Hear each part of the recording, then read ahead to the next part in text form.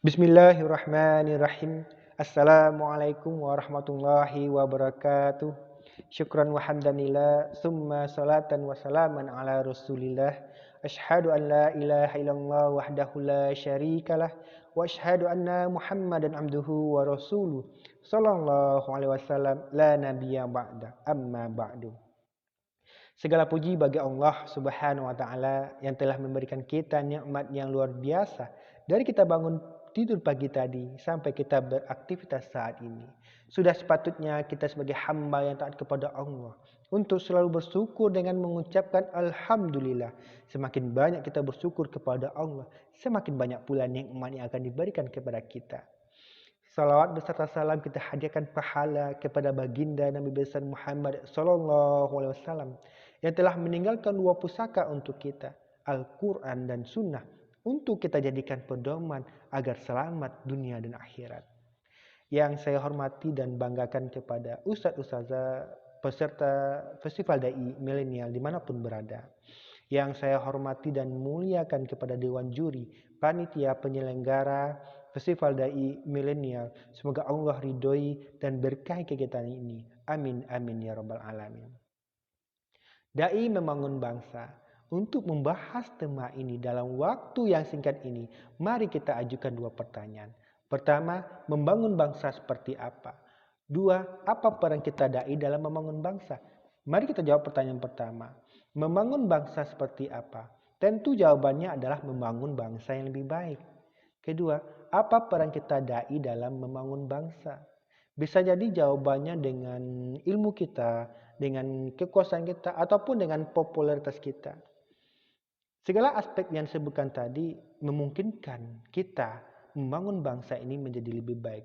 Tapi di atas segala hal yang disebutkan tadi, ada hal yang harus dimiliki oleh seorang dai, bahkan wajib dikuasai seorang dai adalah karakter akhlak mulia. Ibnu Umar radhiyallahu anhu bertanya kepada baginda, "Qila ya Rasulullah, ayul mu'minina afdalu?" Wahai ya Rasulullah, mukmin seperti apa yang paling utama? Rasulullah SAW menjawab, "Qila ahsanuhum khuluqa." Orang yang paling baik akhlak di antara mereka.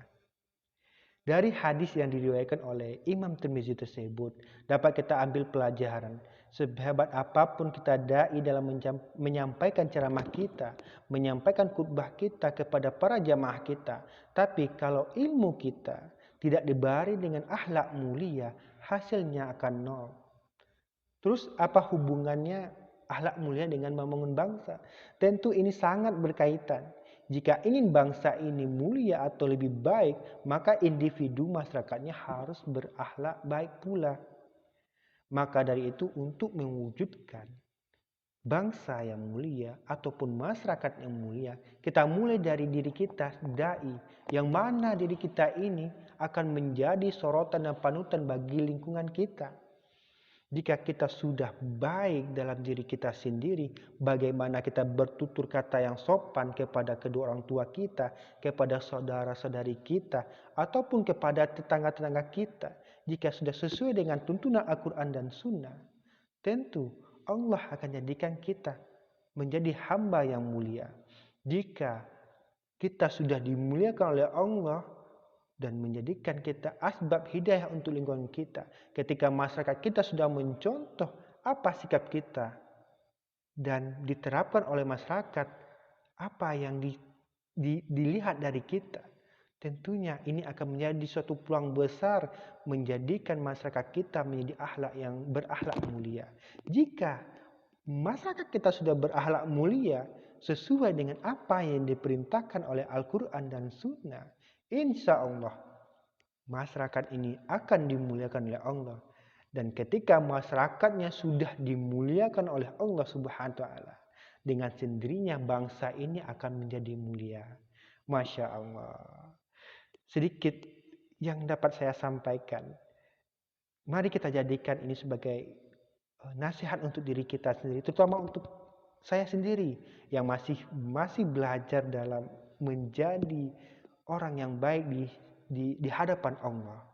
Untuk itu saya melalui ceramah singkat ini, melalui festival Dai ini, mengajak kepada ustaz-ustazah, kepada seluruh orang yang melihat video ini untuk kembali membuka Al-Quran, membuka hadis-hadis ataupun sunnah, dan bertanya kepada guru-guru dan alim ulama kita bagaimana kita menjadi sosok yang berakhlak mulia.